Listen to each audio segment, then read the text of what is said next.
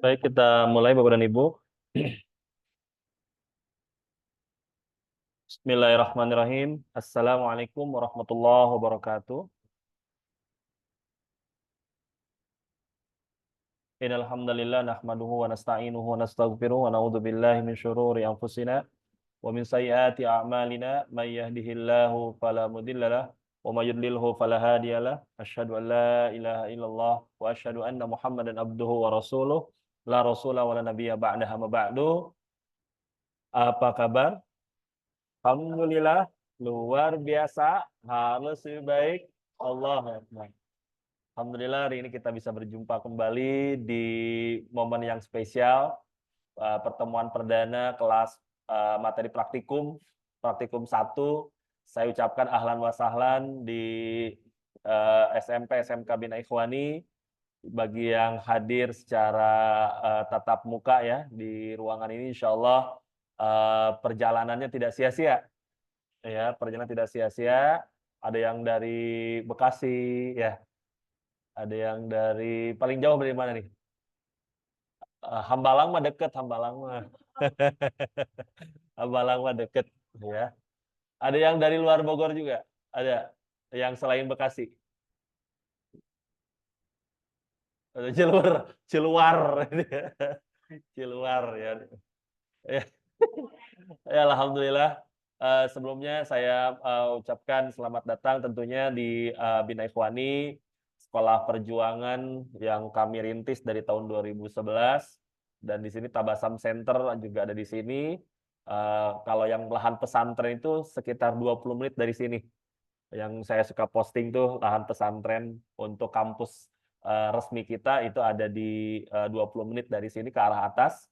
Memang view langsung di bawah pegunungan gitu. View-nya memang dua view ya, view gunung, dan ketika menghadap ke arah kota itu view kota Bogor.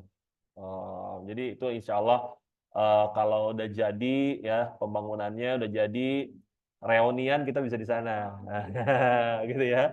Reunian bisa di sana insya Allah. Ya, dan saya juga mengucapkan mohon maaf bila ruangannya mungkin tidak nyaman ya, karena sekarang lagi pergantian tahun ajaran baru ya, jadi tempatnya sedang memang lagi digeber pembangunan, jadi ada memang tidak kurang nyaman gitu atau kurang bersih, berdebu misalkan, itu mohon maaf ya, karena target saya sebenarnya selesai itu di lantai 2. Kalau lantai 2 udah selesai itu bisa dipakai buat praktikum lebih enak.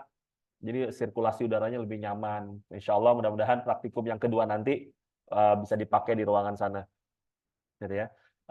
Bapak dan Ibu, kita ada di praktikum relaksasi dan perawatan wajah.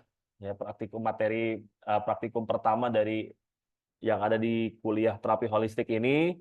Dan insya Allah kita akan belajar mulai dari jam 8.30 ini sampai selesainya. Kalau untuk materi praktek yang offline. Kalau semakin cepat ya tentu akan semakin baik. Biasanya rata-rata itu kita selesai jam 15.30. Rata-rata ya, rata-rata. Tapi bisa lebih cepat, bisa lebih lambat tergantung nanti ketika praktek, karena ada masker. Pengaplikasian masker itu yang kadang nunggu keringnya itu yang cukup lumayan ya perlu waktu lah. Perlu waktu, nanti siasatnya ada yang dikipas-kipas, apa ditiup-tiup supaya cepat kering gitu. Karena kalau udah di masker terus belum kering, udah dibersihkan, itu tentunya kurang maksimal hasilnya. Nanti sebelum di masker saya sarankan tentunya foto selfie dulu ya, before afternya supaya terlihat perbedaannya gitu.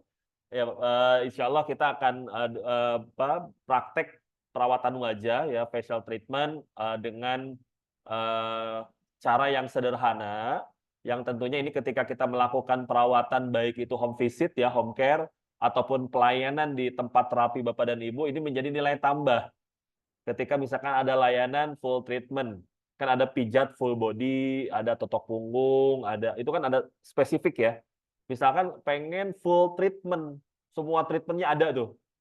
Dia dipijat relaksasi, kemudian dia dibekam, ya dibekam, bekamnya juga dengan 5 teknik, ya 5 teknik, ya ada bekam tariknya, kemudian kita ada bekam luncur, ada bekam kering, ada bekam api dan dibekam basah, kemudian direlaksasi ulang, pakai masker, wah udah keluar itu udah full treatment tuh udah bener-bener dalam kondisi yang fresh, nyaman, ya.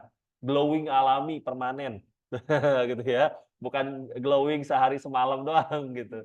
Nah, insya Allah dengan belajar, meskipun ketika belajar itu satu persatu ya, belajar pijat dulu, belajar facial treatment, kemudian belajar bekam, tapi ketika praktek itu di full treatment kan boleh. Ya, ketika praktek ya, itu, eee, di full treatment dari awal ya, sampai ke tahapan masker, pembersihan, itu tentu, sangat boleh dan itu menjadi kelebihan bisa jadi menjadi kelebihan Bapak dan Ibu.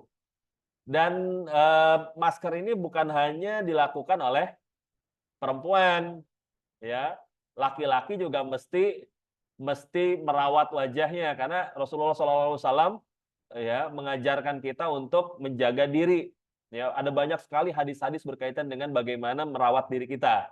Ya innallaha jamilun yuhibbul jamal. Ya salah satu jamal keindahan ya keindahan wajah kita. Kemudian ketika kita bercermin bagaimana doanya, itu kan?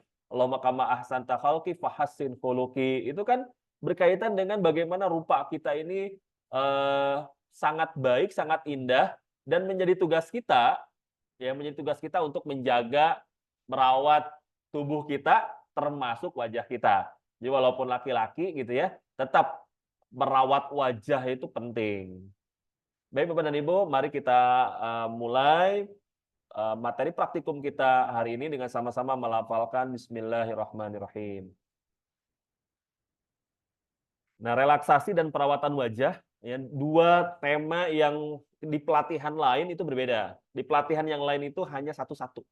Pelatihan pijat ya pijat, relaksasi relaksasi, pijatnya nanti pijat apa, jenisnya apa. Perawatan wajah, totok wajah, masker itu terpisah. Tapi di kuliah terapi holistik ini digabung. Si materinya digabung, kenapa? Supaya yang datang dari Bekasi, datang ke sini tuh nggak cuma belajar pijat aja. Yang dari Hambalang datang ke sini nggak cuma belajar masker aja. Jadi effort yang kita keluarkan, biaya yang kita keluarkan datang ke tempat ini, pulang itu dengan keilmuan yang dan skill yang lengkap.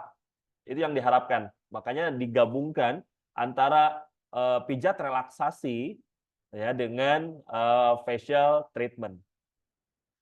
Facial treatment-nya atau perawatan wajahnya nanti melingkup pada totok wajah, scrubbing, ya, komedo kalau ada yang banyak komedonya gitu ya, dan tentunya masker herbal. Sebelum kita masuk ke materi prakteknya, ya ini kan udah banyak nih bawa perlengkapan-perlengkapan. Ya, masuk ke prakteknya tentu harus tahu teorinya, karena kaidah ilmu ya begitu, harus tahu teori dasarnya, karena kita ada di program perkuliahan. Harus tahu dulu teorinya ya. Sebentar dengan kami, dengan saya, teori nanti saya akan dibantu oleh Pak Mul dan Bu Sumiati yang akan mendampingi Bapak dan Ibu praktek pijat relaksasi dan facial treatment-nya. Ya, secara definisi ini lumrah saja ya, umum. Ya, pijat itu terapi sentuh tertua yang dikenal manusia dan yang paling populer. Di setiap negeri manapun pasti ada yang namanya pijat, masas, gitu ya. Kemudian pijat adalah cara pengobatan sederhana yang efektif untuk menghilangkan sakit pada tubuh, mengurangi stres dan memacu relaksasi. Jadi dengan diusap-usap saja itu sudah rileks, ya. Apa sih yang nggak diusap nggak rileks? Semuanya rileks, ya. Ada Pak yang diusap jadi tegang, ya itu hal yang lain, itu pijat kejantanan. Ya, kalau ini diusap dia rileks, tenang, nyenyak tidurnya. Nah, gitu ya. Kemudian pijat juga dia kan seni perawatan, kesehatan, dan pengobatan yang dipraktekkan sejak berabad-abad silam. Bahkan ilmu ini telah dikenal sejak awal manusia diciptakan di dunia. Dan ini berdasarkan relief ya, bukti sejarah yang ada. Sejak manusia ada yang namanya kita pijat-pijat itu pasti ada ya, walaupun menyentuh secara ya kita pegang-pegang, ini nggak nyaman nih kita pegang-pegang, itu pasti otomatis tuh ya akan dilakukan. Kemudian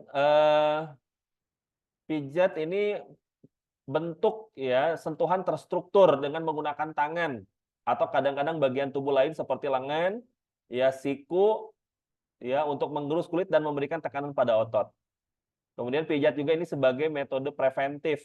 Jadi pijat itu bisa dilakukan ya bukan hanya ketika sakit, tapi bisa dilakukan ketika kita memang membutuhkan perawatan atau pencegahan penyakit. Jangan nunggu sakit baru dipijat. Jadi pijat itu bisa sebagai langkah preventif. Maka kita namakan pijat relaksasi untuk memberikan efek rileks. Ya. Kemudian dari akar katanya ya, ini banyak sekali. Bahasa Inggrisnya massage ya. Massage. Ya, sekarang juga ada massage cedera otot, padahal pijat cedera otot, pijat-pijat juga ya. Kemudian bahasa Arabnya al-mashu, ya menyentuh. Ya. Bahasa Arabnya al-mashu, sentuhan atau usapan. Itu aja. Dan banyak sekali metode usapan. Ini ada ininya nih. Ya. Metode usapan, metode pengobatan dengan cara mengusap itu ada. Diusap. Kalau kita belajar hipnoterapi itu ada quantum touch, sentuhan untuk penyembuhan. Jadi dengan disentuh saja itu memberikan efek kesembuhan. Dan itu Nabi sering tuh mempraktekkan itu. Jadi kalau ada yang sakit, disentuh bagian yang sakit, disentuh bagian yang sakit. Nah biasanya kita masukin di bab ruqyah karena ada doa yang dibacakan saat menyentuh itu. Ketika tergigit ular disentuh, ya disentuh kemudian dibacakan ruqyah. Itu ada, tapi babnya bukan di sini. Babnya ada di bab ruqyah, gitu ya. Kemudian bahasa Yunani, bahasa Perancis semua intinya pijat itu ada. Ya. Kemudian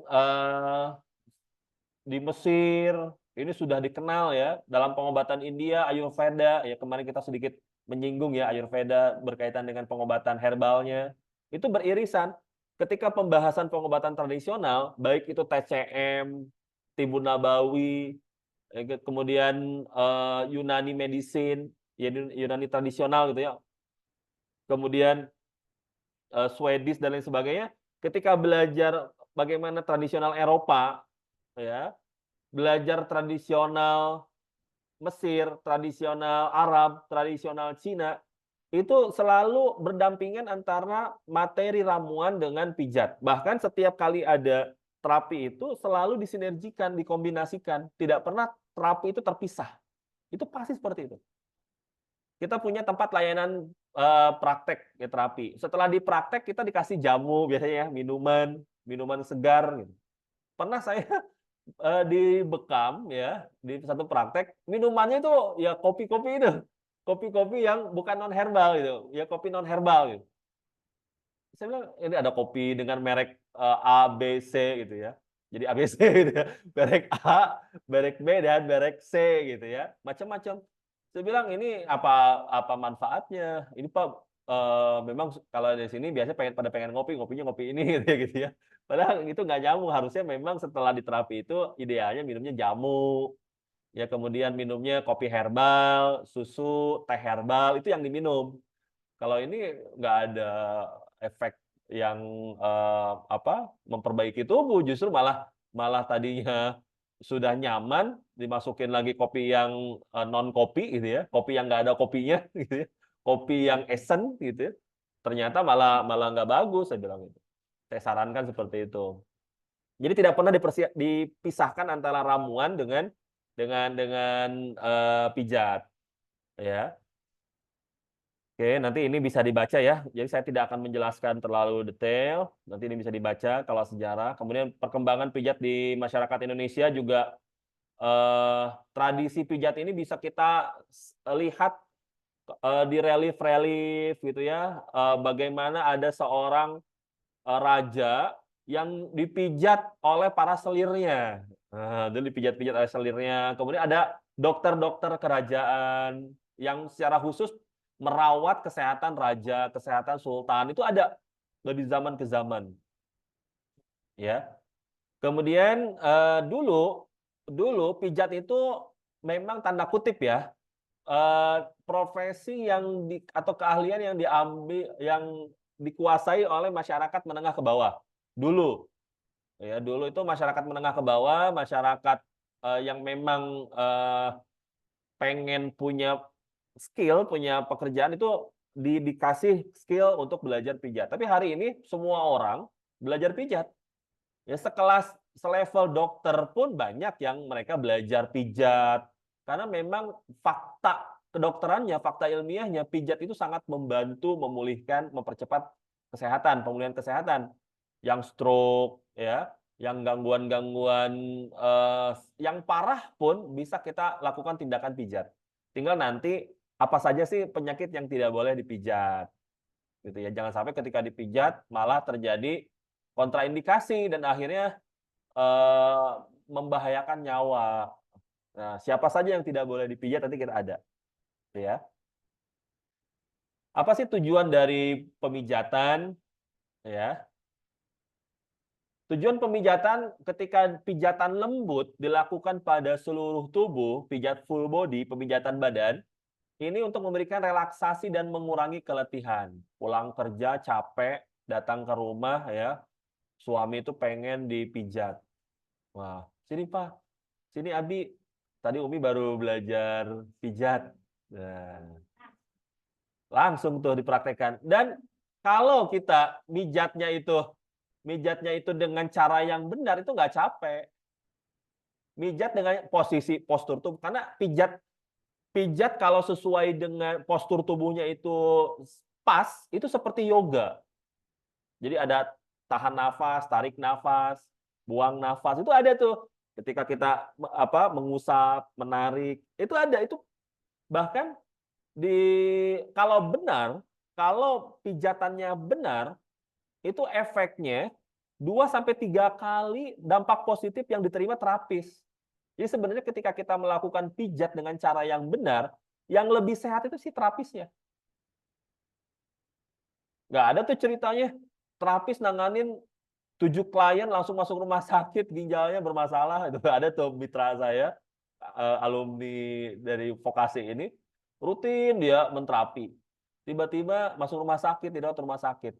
Kenapa? Katanya, energinya tergerus. Habis kan secara TCM kan energi disimpannya di ginjal. Yang bermasalah ginjalnya. Jadi dia mengalami, tidak sampai gagal, radang ginjal, ya, infeksi ginjal, salah satunya karena efek terapi pijat yang dia lakukan. Salah posisi, energinya yang terlalu berlebihan. Pas, "Coba Ibu praktekkan pijatnya gimana?" Oh, ternyata modelnya seperti itu. Ya pantaslah pinggang pada sakit, ini sakit gitu. Akhirnya nggak nyaman. Harusnya, ya ketika kita melakukan pijatan itu, ya si terapisnya lebih sehat. Nah, menarik ya.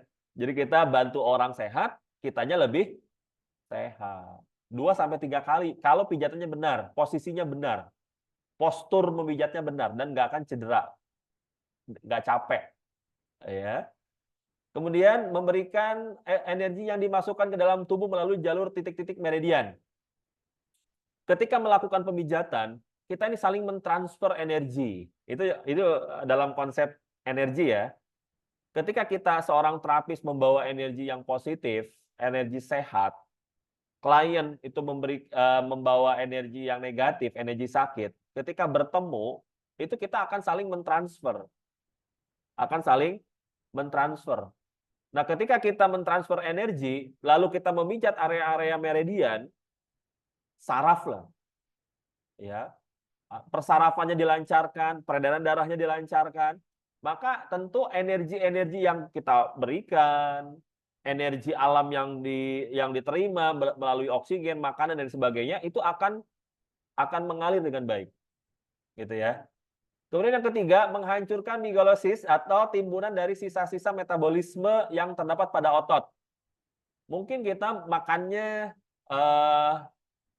kebanyakan gulanya, kebanyakan garamnya, kebanyakan lemaknya, sehingga ketika terjadi proses metabolis dalam tubuh terjadi timbunan sampah. Dan dengan dipijat, itu sampah-sampah tubuh tadi akan terurai. Maka efek setelah pijat itu, yang benar ya, efek setelah pijat itu pipisnya itu lebih keruh. Si kliennya itu ketika selesai pemijatan, dia pipisnya lebih keruh. Kenapa? Karena ketika kita urai, kita bersihkan sampah-sampah yang ada di bawah kulit, ya, lalu dia terbuang, dia akan masuk lagi ke sistem ekskresi. Dan akhirnya terbuang lewat sistem ekskresi, yaitu lewat urin. Atau bisa jadi setelah dipijat, dia pengen BAB. Oh, saya kok jadi pengen BAB ya habis dipijat. Ya, memang begitu. Oh, ya. Apalagi pijatan area perut. Bisa melancarkan, bisa menghentikan. Jadi kalau lagi diare, kita putar berlawanan arah jarum jam. Kalau lagi susah BAB, kita putar searah jarum jam. Itu akan punya efek, ya, yang sembelit kita lancarkan, yang diare kita hentikan. Itu bisa. Anak-anak nih lagi diare, hentikan, putar berlawanan arah jarum jam. Anak-anak susah BAB-nya, perutnya kembung, susah BAB. Kita putar perutnya, ya, pijatan lembut searah jarum jam. Itu pijatan yang menarik tuh. Maka dia akan membuat sistem ekskresi bekerja dengan baik. Ya. Kemudian memperlancar peredaran darah. Tentu yang sumbatan-sumbatan tadi ya.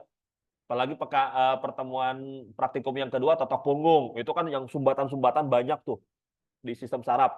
Itu juga harus dibersihkan. Ya. Kemudian mengembalikan posisi kedua sendi menuju pelekatan pada sendi yang normal. Ini kalau sendinya bergeser dislokasi, ini bisa dikembalikan pada posisi yang semula. Nah, kadang-kadang ketika kita mijat ada bunyi trek krek gitu ya. Nah, itu biasanya kembali pada posisinya. Dan seperti itu ya. Ini untuk tujuan pijat.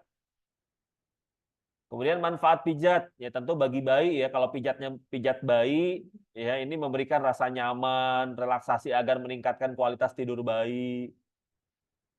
Sama nggak pijat bayi dengan pijat orang dewasa? Secara praktek sama, bedanya tekanan. Bedanya tekanan. Secara prakteknya mulai dari kaki, betis, punggung, sama prakteknya, bedanya tekanan. Jadi kira-kira aja, dirasakan saja pijatan bayi itu seperti apa. Ya. Jadi nanti kalau misalkan dari sini terus belajar baby spa, pijat baby massage, itu nyambung, enak. Oh, tekanannya sekian gitu. Ya. Nanti kan kita ada kelas upgrading tuh. Ada kelas upgrading ya. Selesai program ini nanti ada kelas-kelas upgrading. Ya, ikut itu. Ya, baby spa, baby massage ya. Dan program-program yang lainnya yang itu beririsan, berkaitan dengan materi dasar yang kita pelajari hari ini. Oke, kemudian memberikan stimulus, ya, memberikan stimulus pada perkembangan seluruh indera bayi. Ya, kan ketika bayi itu dia ini ya berkembang. Ya, bayi itu berkembang, ya, otot-ototnya berkembang, tulangnya berkembang. Nah, ketika kita melakukan pijatan, itu akan semakin bagus tuh. Postur bayinya bagus. Ya tahu ya, ada bayi yang kepalanya penjol gitu ya, ada lonjong, itu bisa sebenarnya dibentuk. Itu materi nanti pertemuan praktikum kelima tuh, bagaimana membentuk kepala bayi supaya bayinya bulat bagus. Itu nanti ada materinya ya, materinya khusus. Ya gimana caranya ya nanti ikuti praktikumnya sampai praktikum kelima gitu ya. Itu insya Allah akan banyak sekali ilmunya nanti yang bisa kita dapatkan di program ini. Ya. Kemudian menumbuhkan hubungan emosional antara orang tua dan bayi. Ya, lalu membantu proses pencernaan yang tadi saya sebutkan ya, kan bayi kadang mengalami sembelit ya, atau bayi mengalami diare, maka bagaimana cara menghentikan diarenya atau cara melancarkan BAB-nya supaya tidak mengalami sembelit. Kemudian manfaat pijat pada anak-anak ya hampir sama ya, memberikan efek relaksasi, menyembuhkan cedera otot pada anak yang aktif, ya anak yang ada yang aktif naik turun tangga gitu ya, naik turun pohon gitu ya. Nah, kalau misalkan dibiarkan itu, kalau misalkan dia jatuh dan dia nggak bilang, ternyata ada dislokasi tulangnya. Dia nggak bilang, itu akan sakitnya lama tuh, bisa menahun. Ya, ada mertua saya itu jatuh, kemudian ada dislokasi. Itu nggak dibenerin, dia pijat-pijat biasa tapi nggak dibenerin. Akhirnya apa? Dia minum jamu pereda nyeri, disebutnya pegalinu, jadi minum jamu gitu. Dan tentu lambat laun akan menurunkan kualitas kesehatannya. Ya, jadi yang seperti itu harus segera diatasi. Kalau jatuh ya harus dibenerin. Ya anak-anak yang aktif kan seperti itu ya, harus kita jaga lah. Meningkatkan nafsu makan, ya membantu proses pencernaan. Oke, kemudian bagi orang dewasa, ya tentunya ini menghilangkan rasa lelah dan stres akibat beban pekerjaan, stres. Kemarin kita sempat membahas tentang stres ya. Stresnya suami itu ya masalah pasangan, masalah pekerjaan, gitu ya. Stresnya suami itu. Stresnya istri banyak.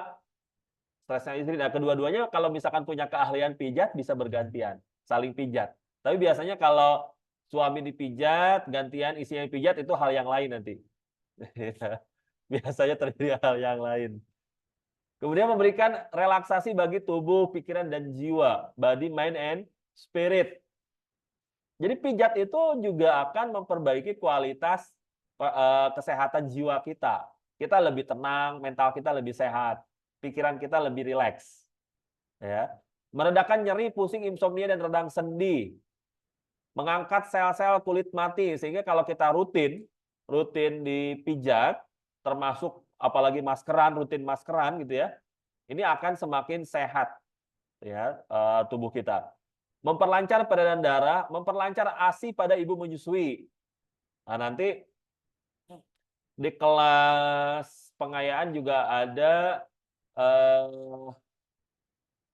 pijat, mohon maaf, totok payudara. Itu untuk melancarkan ASI bagi yang seret ASI-nya, bagi yang susah. Itu tinggal ditotok, itu bisa makin banyak produksi ASI-nya. Itu ditotok. Ya. Tapi materinya nggak di sini, itu di kelas upgrading. Ya, ini baru dasar nih, ini baru dasar. Ya. Kemudian bagi orang tua ya, bagi lansia menekan laju kenaikan tekanan darah, meningkatkan sirkulasi darah, mengendurkan otot, menjaga tekstur kulit, mengatasi kekakuan sendi. Ini manfaat pijat bagi lansia. Oke. Kemudian manfaat pijat secara fisik ini banyak sekali ya, melancarkan sirkulasi darah, membantu mengurangi rasa sakit, merangsang produksi hormon endorfin. Maka ketika dipijat itu efeknya bahagia, hilang rasa sakit, meningkatkan kekebalan tubuh, meredakan peradangan, meredakan otot yang tegang, mengatur laju tekanan darah, mempercepat pemulihan, meredakan keletihan, meningkatkan kelenturan sendi dan gerakan, menjaga kestabilan fungsi organ. Secara fisik, secara mental mengurangi kecemasan. Ya, membuat pikiran rileks, mengurangi ketegangan jiwa, meningkatkan kapasitas untuk berpikir lebih jernih, gitu ya. Ini secara mental. Kemudian jenis-jenis pijat. Ya, kecepatan enggak ya, karena masih teori nih. Ya, saya hanya ini aja menjelaskan sedikit-sedikit yang perlu dijelaskan. Sisanya tinggal dibaca. Ya. Jenis pijat ada pijat tradisional. Kita biasanya mengenal dengan urut. Pengen diurut gitu ya. Ya urut itu artinya ya pijat. Dipijat, diurut. Ya pijat yang paling dikenal di Indonesia sejak zaman dulu nih, terutama di pedesaan, urut ya. Pijatan tradisional dapat melemaskan kembali otot-otot yang tegang sehingga tubuh menjadi lebih segar. Gerakannya sangat ringan dan sederhana dengan menggunakan telapak tangan dan ibu jari menggunakan minyak herbal sinergi sebagai pelengkap. Dipakai MHS. Nanti kenapa kok harus pakai MHS? Atau pakai minyak yang lain bisa nggak? Pakai minyak zaitun, zaitunnya yang seperti apa kan gitu. Pakai minyak kelapa, kenapa apa bedanya minyak kelapa dengan minyak zaitun? Nah, itu nanti kita jelaskan. Ada lagi minyak bumi. Biasanya yang banyak-banyak di pasaran itu minyak bumi. Dia bukan minyak nabati ya, bukan minyak hewani, dia minyak bumi. Minyak bumi dia ya sama kayak bensin. Itu yang banyak di pasaran tuh. Hah? Banyak minyak tanah. Minyak tanah, tapi kan dia diolahnya memang beda, kan ada bab pengolahan itu. Minyak bumi. Banyak yang di pasaran itu pakai minyak bumi. Cost-nya lebih murah. Cost-nya lebih murah, harganya lebih murah. Ya. Saya beli satu botol besar, enggak di bawah ya, Pak. Satu botol besar itu 40.000, 28.000 gitu. Minyak bumi. Ya. Nanti saya link pembelian saya share nanti. Silakan. Mau pakai minyak apa aja sebenarnya silakan. Tapi kelebihan dan kekurangan itu yang perlu diketahui. Ya. Kemudian pijat refleksi. Ini pijat refleksi itu berasal dari Mesir, namun dikembangkan oleh Cina. Ya, asal muasalnya dari Mesir. Pijat refleksi. Dilakukan dengan mempelajari beberapa titik tertentu di tubuh, terutama telapak tangan dan telapak kaki. Ya. Refleksi itu. Dia lebih capek karena energinya harus disalurkan di tangan. Ya. Dapat dilakukan dengan tangan dan benda-benda lain berupa kayu, plastik, atau karet. Pijat ini jadikan pengobatan alternatif untuk berbagai penyakit, ya, pada jantung, pencernaan, peredaran darah, dan lain-lain. Nah, kalau untuk pijatan-pijatan ini sebenarnya kita bisa secara mandiri, pijatan-pijatan mandiri ya, untuk refleksi itu. Tapi tetap ya, nyamannya kan dipijatin orang. Di Jepang juga ada shiatsu ya. Ini pijatan yang dia lebih ke relaksasi ya. Kretek dia kering, nggak pakai minyak. Ya, kiropraksi, kemudian shiatsu, Thai massage itu nggak pakai minyak, dia kering, pijatan kering. Ya.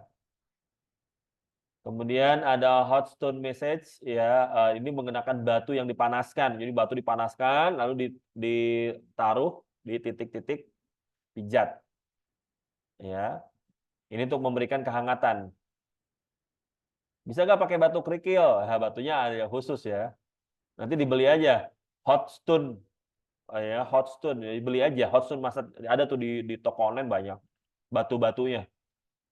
Ya.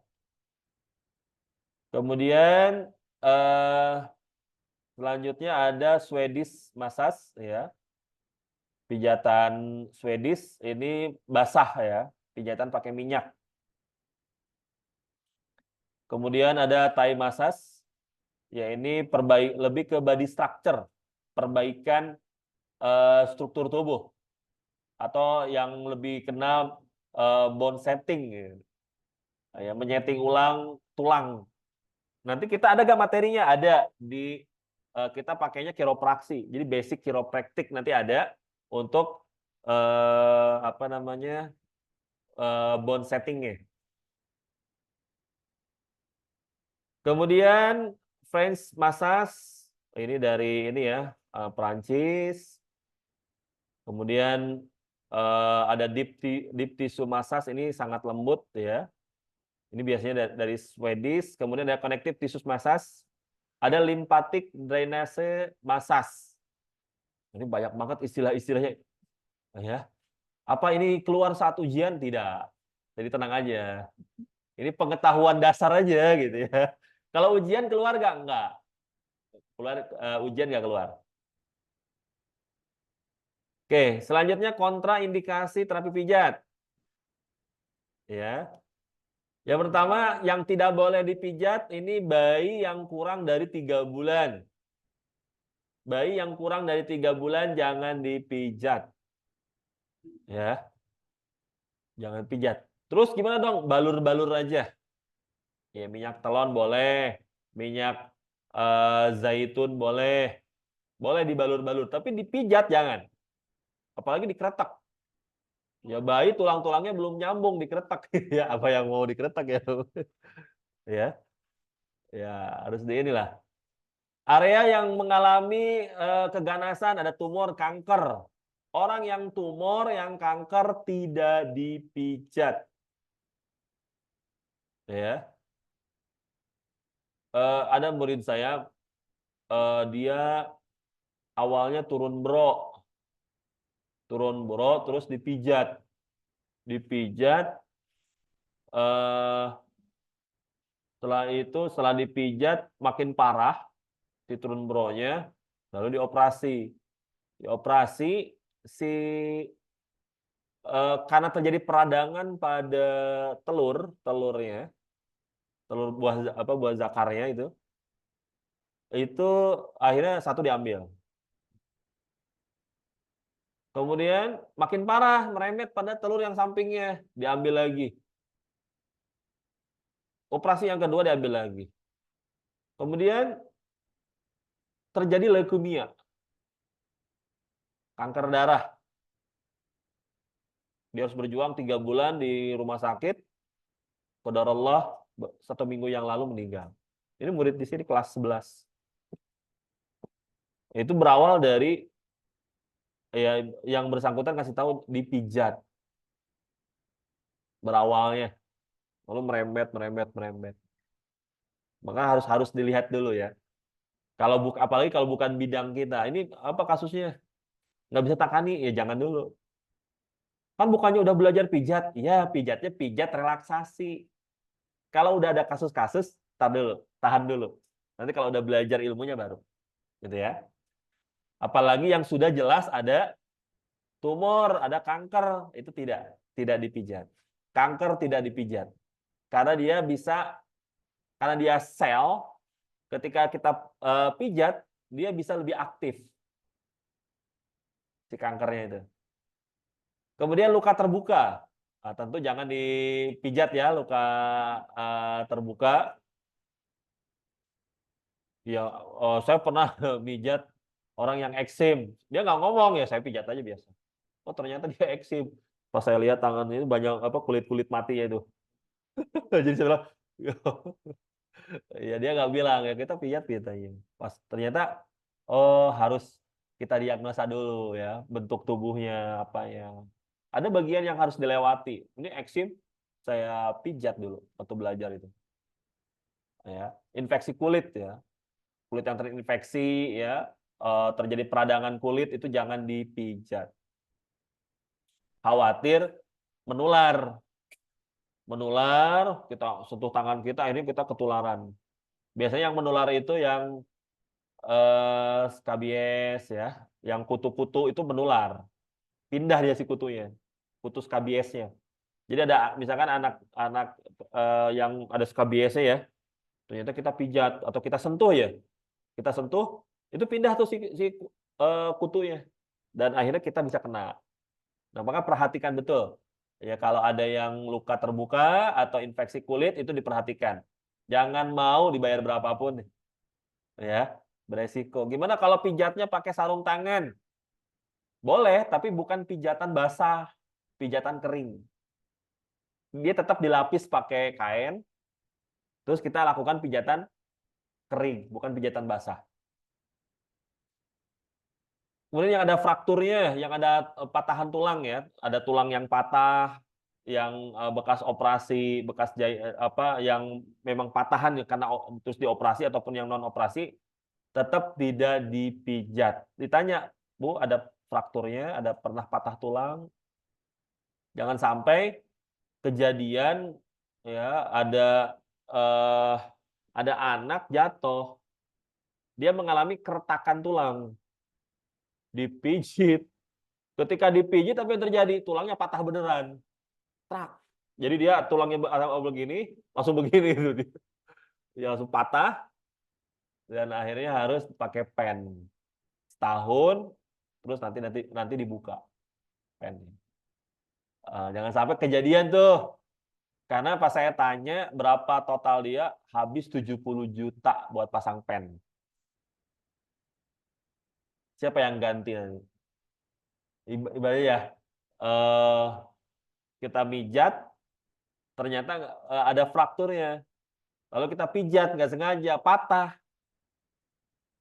Itu kalau harus pasang pen, itu yang nanti dia deliknya kita yang kena. Itu saya karena dipijat sama si Anu. Nah, nanti kita bisa diperkarakan. Dan akhirnya, apa ini ya, harus dibayar pennya gitu. Ya lumayan 70 juta ya. Oke, maka hati-hati tanya ya. Kalau ada yang pernah patah apa, saya pegel-pegel nih di sini. Ibu pernah patah tulang nggak? Nggak pernah, boleh. Tapi kalau saya pernah patah tulang area sini ya jangan. Karena pasti ada pegelnya, gitu ya. Jadi tanya dulu. Ini perhatikan betul nih kontraindikasinya. Kemudian ibu hamil. Ibu hamil perlu menghindari area yang merangsang oksitosin. Saya punya saudara kehamilan 8 bulan. Biasa ya dipijat maparaji. Ya, dukun beranak nih. Dipijat, setelah dipijat, dia ngerasa tidak nyaman perutnya dan ternyata keguguran. Padahal usia 8 bulan, bayinya meninggal. Ya. Jadi terjadi kontraksi, keluar, bayinya meninggal. Nah, jangan sampai terjadi hal-hal yang demikian. Ya, kalau kita belum berani menangani ibu hamil, jangan dulu. Meskipun yang dipijat kakinya.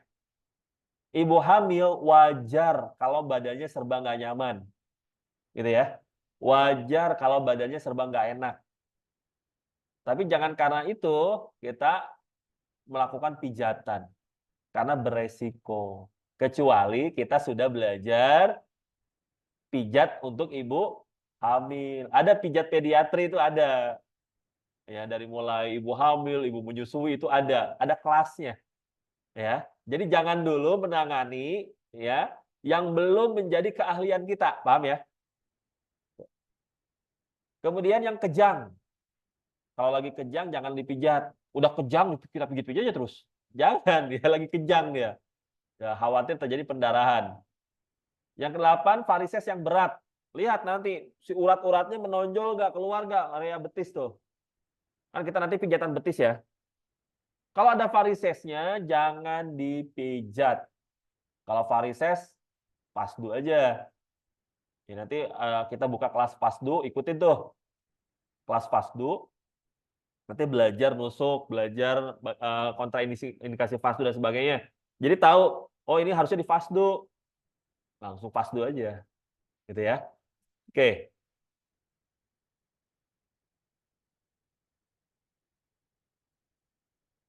Sampai sini ada pertanyaan? Kalau yang online di chat ya, kalau ada pertanyaan silahkan. Oke, kita lanjutkan. Ini ada beberapa teknik dasar pijat. Ada mengusap. Mengusap biasanya sambil meratakan minyak. Kita meratakan minyak, ambil minyak, kemudian ratakan. Itu mengusap. Jadi mengusap biasanya sambil meratakan minyak. Ya.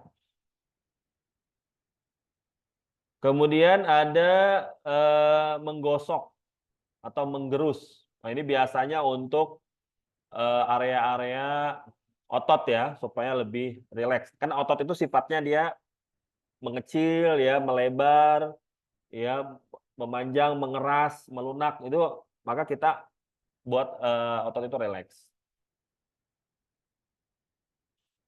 Nanti langsung praktek ya. Jadi kita teori, nggak ada teori lagi, nanti langsung simulasi, langsung praktek berpasangan. Kemudian ada meremas. Ya, meremas ini untuk otot juga ya. Otot dan jaringan lemak. Lalu ada mengetik atau menepuk-nepuk. Ditepuk-tepuk.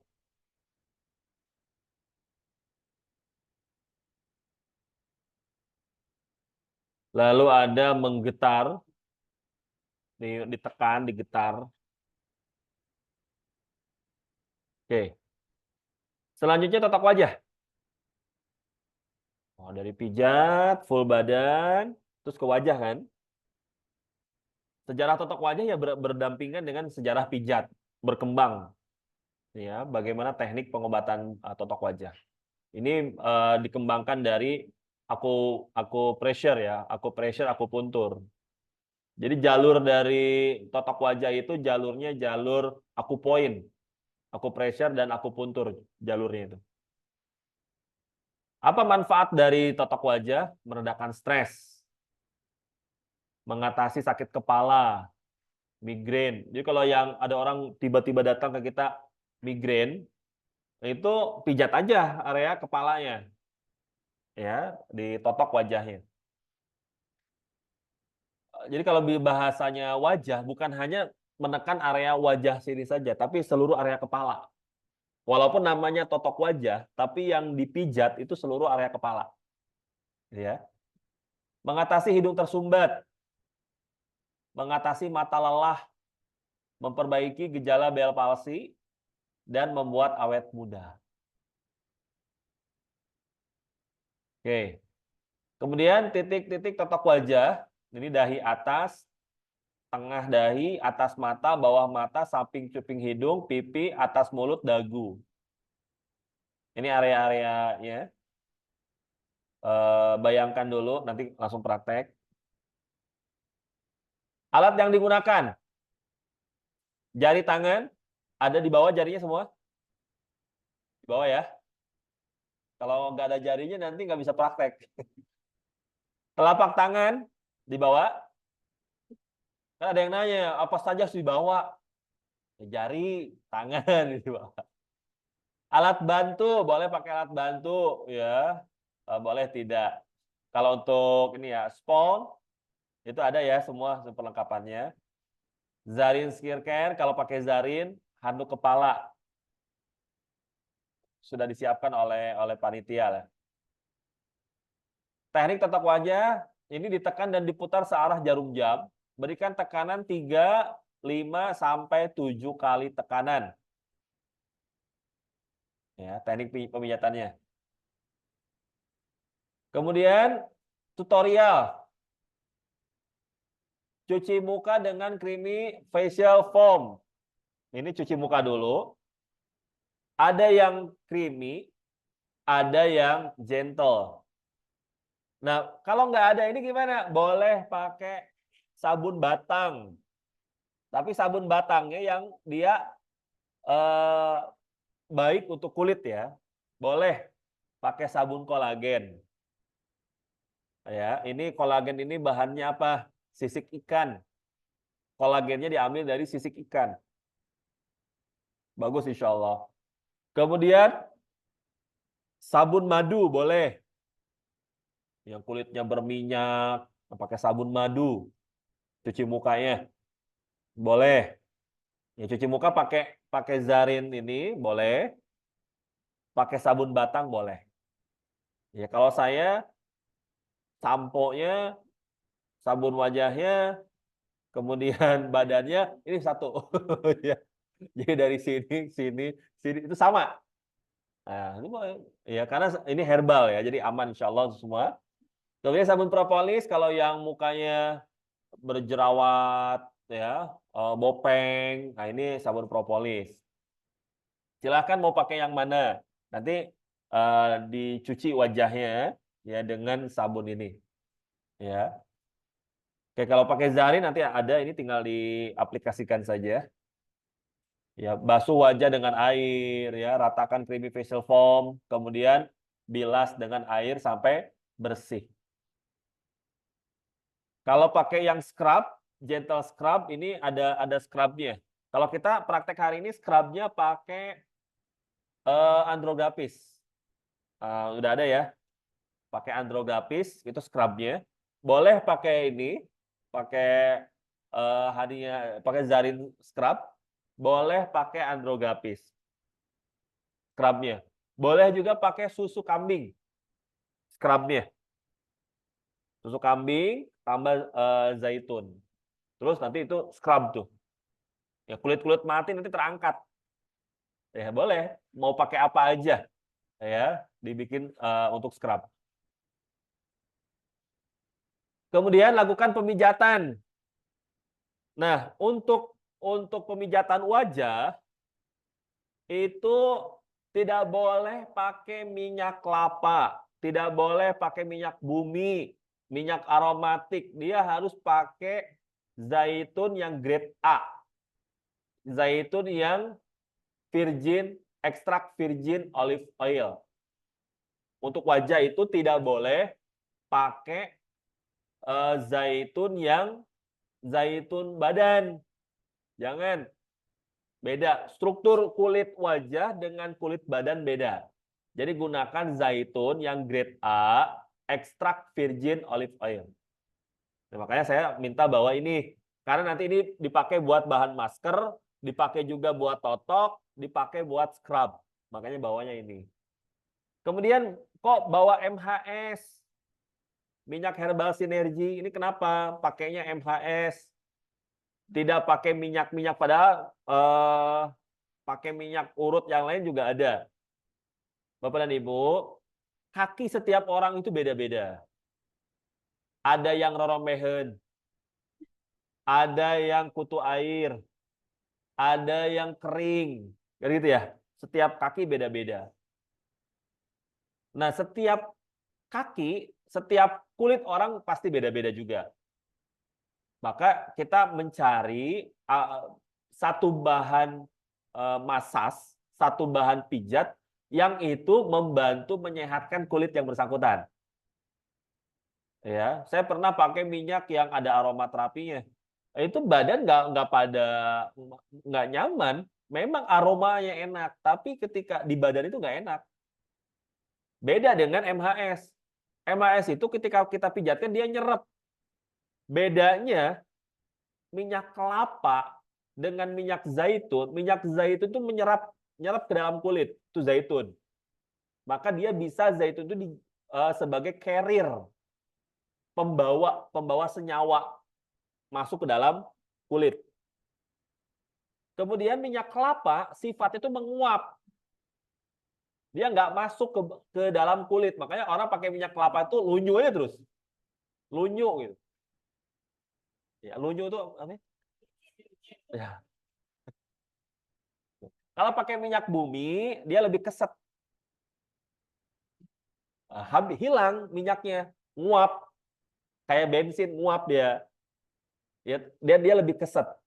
Kalau minyak kelapa, gitu ya, licin. Tapi dia nggak masuk ke kulit. Kalau minyak zaitun, dia masuk ke kulit. Nah, minyak herbal sinergi ini, selain dia ada zaitunnya, dia ada sawitnya, minyak sawitnya, ada minyak kelapanya. Lalu ditambah brotowali, sambiloto, gitu ya. Dan itulah memberikan efek manfaat selain dipijat, manfaat sehat dari herbal-herbal itu juga masuk lewat kulit. Itulah kenapa kita menggunakan MHS. Lalu ada yang nggak nyaman dengan aromanya. Aromanya apa? Nggak enak. Nah, cara aroma ini supaya enak, caranya dia dimasukkan ke dalam air panas. Jadi siapkan air panas 1 gelas, masukkan MHS-nya. Itu akan mengurangi aroma. Jadi dia nggak terlalu bau. Oke, paham ya? Kenapa kita menggunakan MHS? Lalu supaya harum, simpelnya kalau saya setelah dipijat, di akhir itu relaksasi pengeringan kita berikan body lotion. Kan ada ya tukang pijat yang pijatnya pakai body lotion ya. Boleh nggak? Boleh. Supaya harum, memang boleh. Jadi pijatnya mau langsung pakai body lotion, boleh. Tapi boros. Gitu ya. Jadi bisa pakai MHS dulu, yang kutu air, yang kulitnya bermasalah, dibersihkan dulu. Nanti kan dia dikeringkan ya, dielap. Setelah itu boleh diaplikasikan body lotion untuk menambah aroma lebih nyaman. Badannya harum, kulitnya cerah. Jangan sampai keluar kulitnya cerah, badannya bau. Gitu ya. Oke ya, jadi memang perangkat banyak juga ya. Sediaannya harus dibawa. Iya, inilah full treatment. Oke, nanti kan ada Zarin ini ya. Nanti pengaplikasiannya nanti langsung praktek. Oke, kemudian kita mau bikin masker glowing Humaira biar mukanya merah kemerahan, putih kemerahan gitu. Nanti ini bikin ya, kita nggak bikin sekarang ini, tapi ini bisa dipraktekkan secara mandiri. Boleh nanti. Nanti kita berdiskusi pakai masker glowing Humaira seperti apa. Ya tinggal pilih pakai susu, dia pakai susu kambing, tinggal milih susunya apa. Mau yang mana silahkan. Kemudian yang harus ada tentunya prokumin propolisnya, yang pemberi warna merahnya, rosel, dan tentunya zaitun. Oke ya. Prakteknya sama. Tapi yang hari ini kita pakai masker spirulina ya. Yang hari ini kita pakai masker spirulina yang lebih simpel. Oke, penutup. Nah, nanti ini langsung dibarengkan dengan prakteknya. Oke, nanti silakan dilihat untuk kulit yang berjerawat, yang banyak jerawatnya. Ini bisa pakai MHS dan andrografis. MHS pakai PGH, gamat, pegagan ini pilihan, dan spirulina. Ya. Kemudian bagi yang flek hitam dan noda bekas jerawat, ini resepnya nanti susu kambing plus zaitun, prokumin propolis, rosel. Susu kambing, zaitun, gamat, pegagan, spirulina. Tadi yang jerawat ada spirulina, yang flek hitam ada spirulina lagi. Kulit wajah bopeng, ya, atau gangren, ini Deep Squat plus Harumi, gamat plus spirulina. Yang bopeng-bopeng tuh dia butuh regenerasi sel. Ya. Oke. Kemudian kulitnya kendur, spirulina. Jadi spirulina ada di mana-mana untuk mengatasi banyak gangguan kulit. Gitu ya. Oke. Kulit kusam, ini ampas teh, PGH, Harumi, ataupun susu kambing zaitun. Mari kita praktek. Pasti udah nggak sabar. Oke, untuk praktek akan dipandu, didampingi oleh Pak Mulyana, ya, materinya. Saya berikan kepada Pak Mul. Bentar, sampai bentar dulu ya, karena dia online.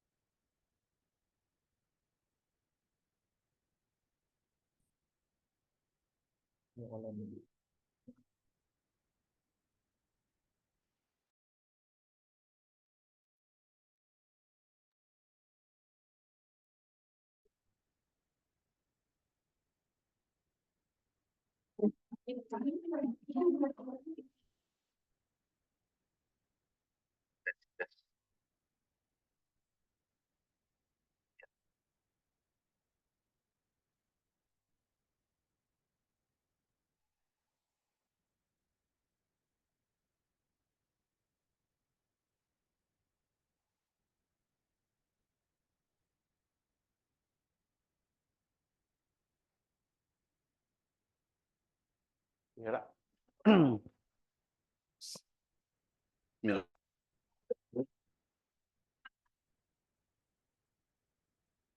Alhamdulillah wa syukurillah la haula wala quwata illa billah. Selamat pagi menjelang siang Ibu-ibu. Alhamdulillah pada hari ini kita bisa bertemu berkumpul dalam acara praktikum pertama ya, kuliah vokasi terapi holistik. Praktikum pertama yaitu pijat, relaksasi, dan perawatan wajahnya.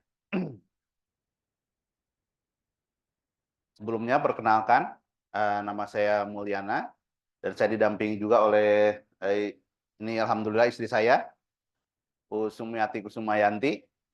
Saya berasal dari Cidahu, Sukabumi.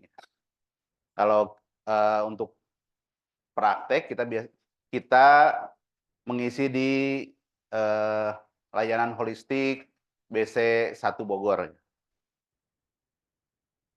Nah, bagi bapak-bapak bisa pakai seperti ini ya, untuk menghindari keringat menetes ya. Nah, ini. Nah, sebelumnya saya mau perkenalkan dulu peralatan-peralatan yang akan digunakan untuk terapi pijat dan relaksasi ya, ibu-ibu ya. Langsung saja, ini pertama sudah bawa semua ya peralatannya. Ada matras yang harus dipersiapkan. Kita layaninnya home care ya. Home care, kita berkunjung ke rumah klien kita ya, ibu bapak ya. Nah, ini satu paket untuk perawatan pijat. Ini sangat memudahkan kita ya, dibentuk nanti seperti ini. Boleh maju ke depan. Ini juga ada ini bantal leher ya. Ini bantal leher, bisa pakai yang seperti ini lebih mudah dibawa dan mudah juga untuk dibersihkan. Ini otomatis ya, otomatis artinya kita bisa langsung pompa ya. Ini kita tutup dulu. Kemudian lubang yang ini kita buka.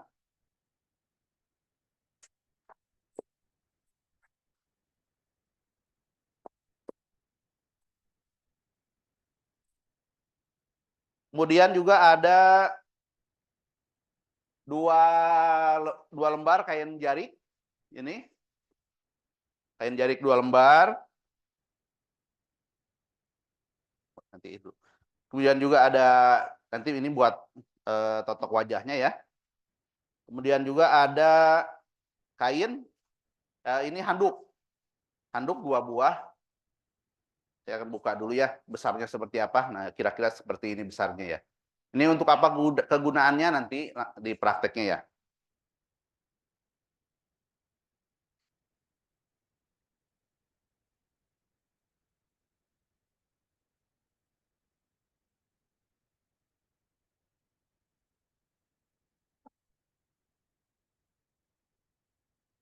Kemudian jangan lupa tadi minyaknya bisa pakai minyak yang lain atau yang aromatik, atau yang lebih baik lagi pakai MHS ini. MHS ini ada efek menyembuhkan ya.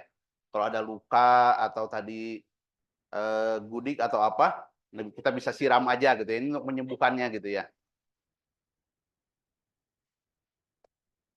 Nah, itu sebagian dari peralatan yang akan kita gunakan untuk pijat, dan ini untuk tadi sudah dijelaskan untuk perawatan wajahnya ya.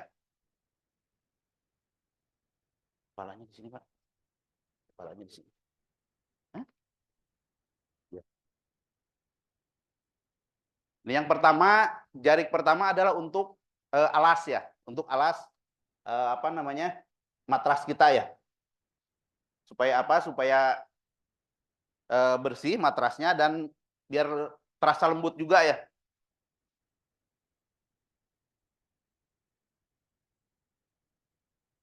Diusahakan nanti kita pakai kain jariknya yang lembut. Ini bahannya katun ya, lembut, enak, dan juga lebih mudah untuk menyerap nanti sisa-sisa minyak ya. Ini kayaknya sih seperti bahan untuk daster ya. Kalau yang lebih itu biasanya kencana ungu ya, kalau untuk yang ibu-ibu tuh. Sebelah sini aja Pak, kagok. Nah, ini untuk alas kaki nanti ya.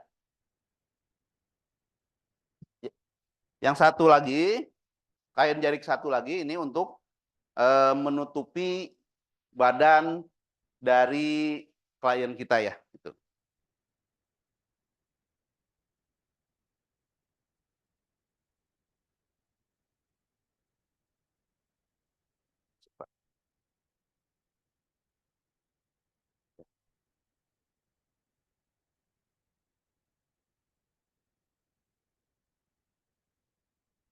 Nah, sediakan juga pisin nanti untuk minyaknya. Ini dihangatkan dulu ya, Ibu Bapak ya. Supaya nanti, kenapa harus dihangatkan? Pertama, baunya tidak terlalu tercium. dan juga nanti ada efek meresapnya lebih bagus gitu ya. Ini bisa juga diaplikasikan untuk pegal-pegal dan sebagainya. Kalau dihangatkan itu menyerapnya lebih bagus. Dipastikan sebelum klien kita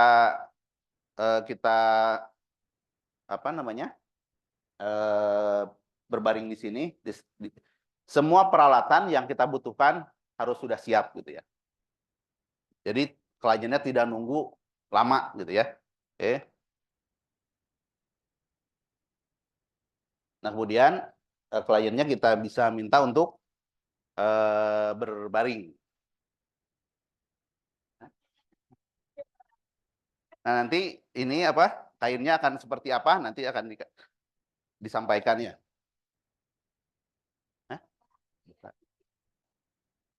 Ya nanti. Jadi begini ibu-ibu ya, kalau nanti misalkan di rumah bisa yang pakai kain yang kemben, yang ibu-ibu ya, atau kalau nggak ada bawahan mukena itu bisa ya. Nah itu nanti ya, supaya nanti tidak berabe pas mau eksekusinya gitu ya. Nah kalau misalkan masih seperti ini, nah berarti ini kita buka dulu seperti ini.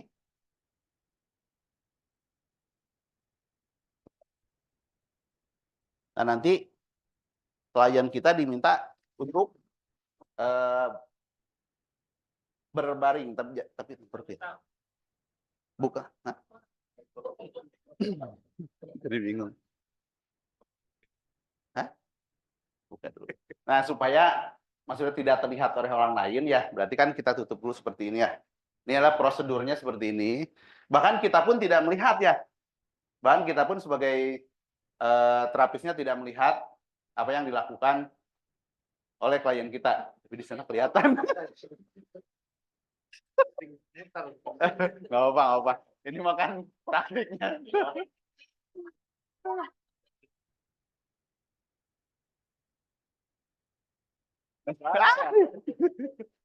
Seksi. Aman. Dikurap dulu kan? Iya, dikurap.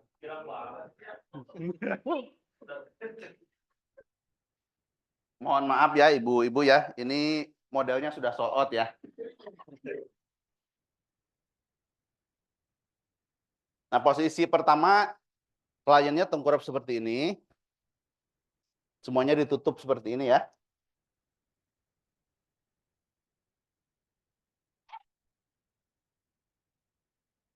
Nah kenapa harus pakai bantal leher? Nah ini kan ada lubangnya ya, jadi supaya tidak ngap. Kalau bantalnya full, nanti hidungnya juga tertutup sama mulutnya ya.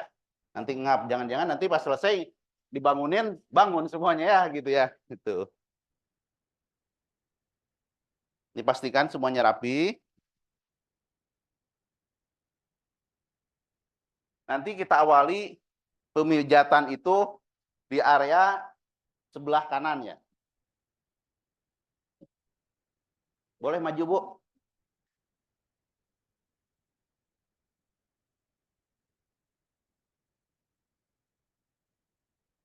Misalkan begini ya, kenapa sih harus ditutup seperti ini gitu ya? Pertama untuk menghindari tereksposnya aurat ya. Kemudian jangan sampai nanti ini kan sudah buka baju, tinggal kalau ibu-ibu mungkin pakai kemben, kalau bapak-bapak hanya pakai celana pendek gitu ya. Jangan sampai nanti setelah kita pijat pas selesainya masuk angin gitu ya. Nah itu makanya kita tutup seperti ini untuk juga kenyamanan klien kita gitu ya. Gitu. Yang pertama kita lakukan adalah